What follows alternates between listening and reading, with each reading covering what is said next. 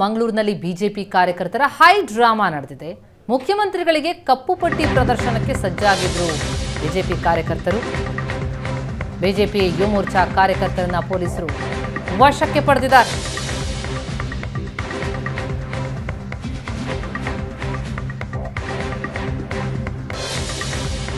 ಮಂಗಳೂರಿನ ಬೋಂದೇಲ್ ರಸ್ತೆಯಲ್ಲಿ ನಡೆದಂತಹ ಹೈ ಡ್ರಾಮಾ ಇದು.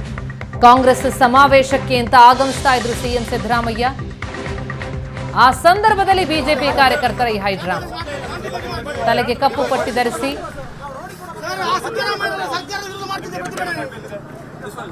ಬಿಜೆಪಿ ಯುವ ಮೋರ್ಚಾ ಕಾರ್ಯಕರ್ತರು ಪ್ರತಿಭಟನೆಗೆ ಮುಂದಾದಂತ ಸಂದರ್ಭದಲ್ಲಿ ಅವರನ್ನ ವಶಕ್ಕೆ ಪಡೆಯಲಾಗಿದೆ. ಕಾರ್ಯಕರ್ತರು ಹಾಗೂ ಕಮಿಷನರ್ ಜೊತೆ ಮಾತಿನ ಚಕಮಕಿ ನಡೆಯಿತು.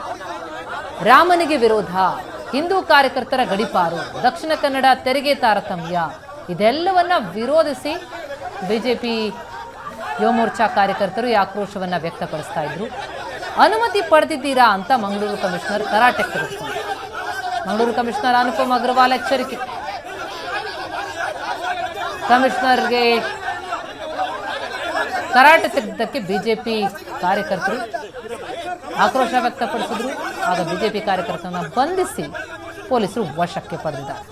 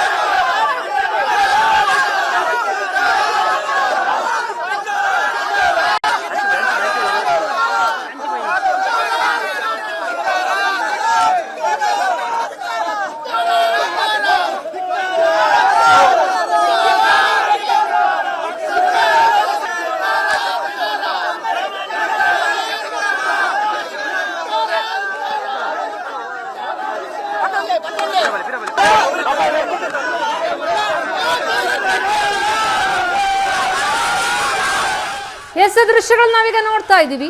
ಮಂಗಳೂರಿನ ಬೋಂದೇಲ್ ರಸ್ತೆಯಲ್ಲಿ ನಡೆದಂತಹ ಹೈ ಡ್ರಾಮಾ ಇದು. ಕಾಂಗ್ರೆಸ್ ಏನು ಬಿಜೆಪಿಯ ಭದ್ರಕೋಟೆಯಿಂದಲೇ ರಣಕಳೆ ಮೊಳಗಿಸೋದಕ್ಕೆ ಒಂದು ಸಮಾವೇಶ ಆಯೋಜನೆ ಮಾಡಿದೆ. ಆ ಸಮಾವೇಶಕ್ಕೆ ಸಿಎಂ ಸಿದ್ದರಾಮಯ್ಯ ಆಗಮಿಸ್ತಾ ಇರೋ ವೇಳೆ ಬಿಜೆಪಿ ಕಾರ್ಯಕರ್ತರ ಹೈ ಡ್ರಾಮಾ ಇದು. ಸಿಎಂಗೆ ಈ ರೀತಿ ಕಪ್ಪು ಬಟ್ಟೆ ಧರಿಸಿ ತಲೆಗೆ ಕಪ್ಪು ಪಟ್ಟಿ ಹಾಕಿ ಕಪ್ಪು ಪಟ್ಟಿ ಪ್ರದರ್ಶನಕ್ಕೆ ಅಂತ ಸಜ್ಜಾಗಿದ್ರು ಬಿಜೆಪಿಯ ಕಾರ್ಯಕರ್ತರು. ಆದರೆ ಪರ್ಮಿಷನ್ ಇದೆಯಾ ಅಂತ ಪ್ರಶ್ನಿಸ್ತಾರೆ ಕಮಿಷನರ್. ಮಾತಿನ ಚಕಮಕಿ ನಡೀತು. ರಾಮನಿಗೆ ವಿರೋಧ, ಹಿಂದೂ ಕಾರ್ಯಕರ್ತರನ್ನು ಗಡಿಪಾರು ಮಾಡಿದ್ದಾರೆ, ದಕ್ಷಿಣ ಕನ್ನಡ ಜಿಲ್ಲೆಗೆ ತೆರಿಗೆ ತಾರತಮ್ಯ ಆಗಿದೆ, ಹೀಗೆ ಹಲವು ಕಾರಣಗಳನ್ನಿಟ್ಕೊಂಡು ಸಿಎಂ ವಿರುದ್ಧ ಯುವ ಮೋರ್ಚಾ ಕಾರ್ಯಕರ್ತರು ಆಕ್ರೋಶವನ್ನು ವ್ಯಕ್ತಪಡಿಸ್ತಾ ಇದ್ದಾರೆ. ಎಸ್, ಈ ಘಟನೆ ಕುರಿತಂತೆ ಇನ್ನಷ್ಟು ಡೀಟೇಲ್ಸ್ ಕೊಡ್ತಾರೆ ನಮ್ಮ ರಿಪೋರ್ಟರ್ ಭರತ್ ರಾಜ್ ಈಗ ಸಂಪರ್ಕದಲ್ಲಿದ್ದಾರೆ. ಭರತ್, ಕಾಂಗ್ರೆಸ್ ಬಿಜೆಪಿಯ ಭದ್ರಕೋಟೆಯಲ್ಲಿ ಭಾರಿ ದೊಡ್ಡ ಮಟ್ಟದಲ್ಲಿ ಸಮಾವೇಶದ ಮೂಲಕ ಟಕ್ಕರ್ ಕೊಡೋದಕ್ಕೆ ಮುಂದಾಗ್ತಾ ಇತ್ತು. ಆ ಸಂದರ್ಭದಲ್ಲಿ ನಡೆದಂತಹ ಈ ಪ್ರತಿಭಟನೆ ಏನಿದೆ ಬಿಜೆಪಿ ಕಾರ್ಯಕರ್ತರ ಹೈ ಡ್ರಾಮಾ, ಏನ್ ನಡೀತು ಅಲ್ಲಿ ಎಕ್ಸಾಕ್ಟ್ಲಿ? ಘಟನೆ ಬಗ್ಗೆ ಏನೇನು ಮಾಹಿತಿಗಳಿದೆ?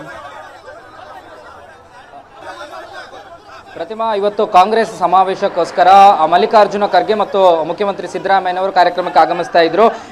ಅವರು ಮಂಗಳೂರು ಏರ್ಪೋರ್ಟ್ನಲ್ಲಿ ಲ್ಯಾಂಡ್ ಆದ ತಕ್ಷಣ ಈ ರೀತಿಯಾದಂಥ ಘಟನೆ ನಡೆದಿರುವಂಥದ್ದು. ಸದ್ಯಕ್ಕೆ ಈ ಒಂದು ಜಾಗವನ್ನ ಕ್ಲಿಯರ್ ಮಾಡಿದ್ದಾರೆ ಪೊಲೀಸರು, ಕಾರ್ಯಕರ್ತರನ್ನ ವಶಕ್ಕೆ ಪಡೆದಿದ್ದಾರೆ. ನೀವು ದೃಶ್ಯಗಳಲ್ಲಿ ನೋಡಬಹುದು. ಈಗ ಮುಖ್ಯಮಂತ್ರಿ ಸಿದ್ದರಾಮಯ್ಯ ಮತ್ತು ಮಲ್ಲಿಕಾರ್ಜುನ ಖರ್ಗೆ ಅವರ ಕಾನ್ವೆ ಈ ರೋಡಲ್ಲಿ ಕ್ಲಿಯರ್ ಆಗಿ ಹೋಗ್ತಾ ಇದೆ.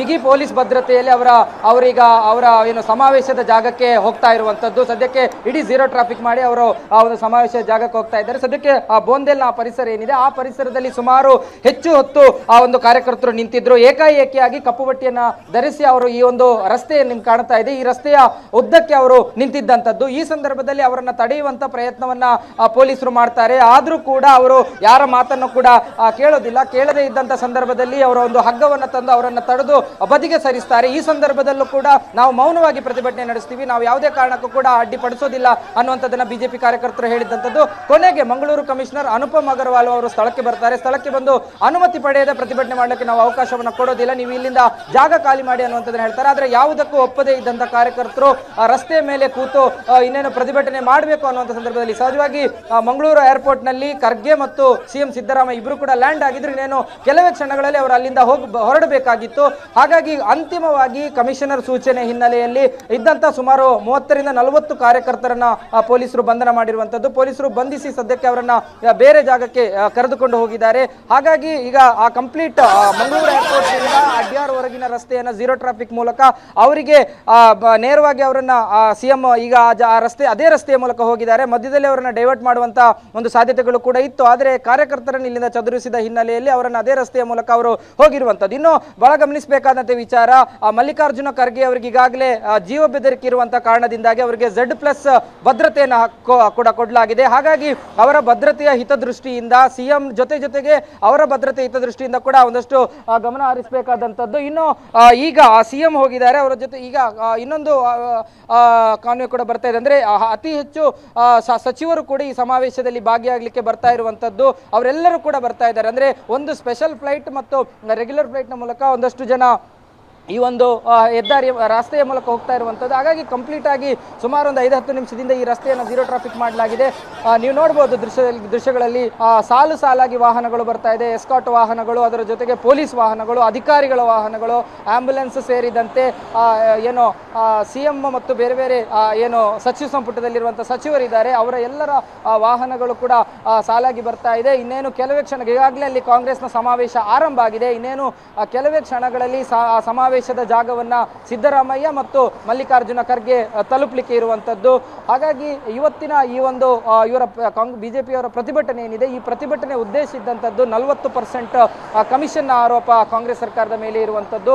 ಅದರ ಜೊತೆಗೆ ಬಿಜೆಪಿಯ ಈ ಭಾಗದ ಬಿಜೆಪಿ ಹಿಂದೂ ಕಾರ್ಯಕರ್ತರ ಮೇಲೆ ಗಡಿಪಾರಿನ ಶಿಕ್ಷೆಯನ್ನ ಗಡಿಪಾರು ಆದೇಶಗಳನ್ನು ಕೊಡುವಂಥದ್ದು. ಅದರ ಜೊತೆಗೆ ಹಿಂದೂ ಕಾರ್ಯಕರ್ತರಿಗೆ ಬೇರೆ ಬೇರೆ ರೀತಿಯಲ್ಲಿ ನೈತಿಕ ಪೊಲೀಸ್ಗಿರಿ ವಿಚಾರ, ಬೇರೆ ಬೇರೆ ವಿಚಾರಗಳಲ್ಲಿ ಅವರಿಗೆ ಆಗ್ತಾ ಇರುವಂಥ ಏನು ಘಟನೆಗಳೇನಿದೆ ಇದೆಲ್ಲವನ್ನ ಖಂಡಿಸಿ ಈ ಒಂದು ಕಪ್ಪು ಪಟ್ಟಿ ಪ್ರದರ್ಶನವನ್ನ ಬಿಜೆಪಿ ಯುವ ಮೋರ್ಚಾ ಮಾಡಿದೆ. ಹಾಗಾಗಿ ಸದ್ಯಕ್ಕೆ ರೋಡ್ ಕ್ಲಿಯರ್ ಆಗಿದೆ. ಎಲ್ಲ ನಾಯಕರುಗಳು ಕೂಡ ಒಂದು ಸಮಾವೇಶದ ಜಾಗದತ್ತ ಹೋಗ್ತಾ ಇರುವಂಥದ್ದು.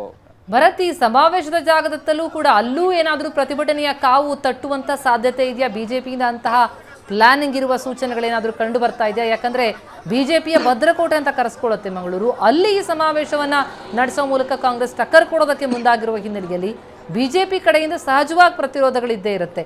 ಒಂದು ಜಲಕ್ಕೆ ನೋಡಿದ್ವಿ, ಅಲ್ಲೂ ಕೂಡ ಅಂತ ಚಾನ್ಸಸ್ ಇದೆಯಾ ಅಂತ?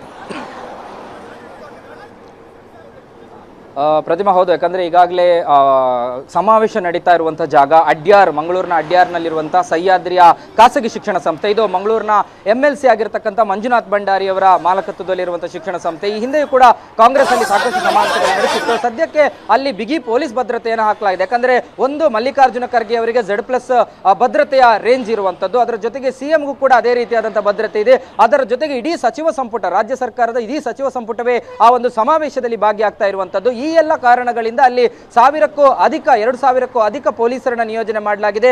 ಬೇರೆ ಜಿಲ್ಲೆಗಳಿಂದಲೂ ಕೂಡ ಹೆಚ್ಚುವರಿಯಾಗಿ ಪೊಲೀಸರನ್ನ ಕರೆತರಲಾಗಿರುವಂತದ್ದು. ಮಂಗಳೂರು ಕಮಿಷನರ್ ಸ್ವತಃ ಅಲ್ಲಿ ಭದ್ರತೆ ಉಸ್ತುವಾರಿಯನ್ನು ನೋಡ್ಕೊಳ್ತಾ ಇದ್ದಾರೆ. ಪರಮೇಶ್ವರ್ ಕೂಡ ವಿಚಾರಕ್ಕೆ ಸಂಬಂಧಪಟ್ಟಂತೆ ಒಂದೆರಡು ಸಭೆಗಳನ್ನು ಮಾಡಿದ್ರು.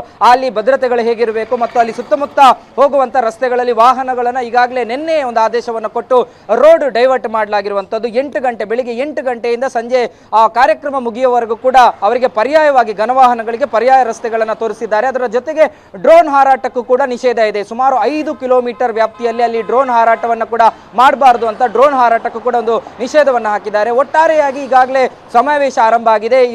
ಇಬ್ರು ಏನು ಅತಿಥಿಗಳು, ಪ್ರಮುಖವಾಗಿ ಮುಖ್ಯಮಂತ್ರಿ ಸಿದ್ದರಾಮಯ್ಯ ಮತ್ತು ಮಲ್ಲಿಕಾರ್ಜುನ ಖರ್ಗೆ ಆಗಮನದ ನಂತರ ಅವರ ಭಾಷಣದ ತರುವಾಯ ಇಡೀ ಕಾರ್ಯಕ್ರಮ ಮುಕ್ತಾಯ ಆಗುತ್ತೆ. ಆ ಬಳಿಕ ಅವರಿಗೆ ಮತ್ತೆ ಖಾಸಗಿ ವಿಮಾನದಲ್ಲಿ ಬಂದಿರತಕ್ಕಂಥ ಕಾರಣದಿಂದ ಅವರು ಮತ್ತೆ ಬೆಂಗಳೂರಿಗೆ ವಾಪಸ್ ಆಗ್ತಾರೆ. ಅಲ್ಲಿಯವರೆಗೂ ಕೂಡ ಮಂಗಳೂರಿನಾದ್ಯಂತ ಪೊಲೀಸ್ ಭದ್ರತೆಯನ್ನು ಹೆಚ್ಚಿಸಲಿಕ್ಕೆ ಕೂಡ ಒಂದು ಆದೇಶ ಕೊಟ್ಟಿರುವಂತದ್ದು. Thank you so much Bharat, ತಮ್ಮೆಲ್ಲ ಮಾಹಿತಿಗೆ.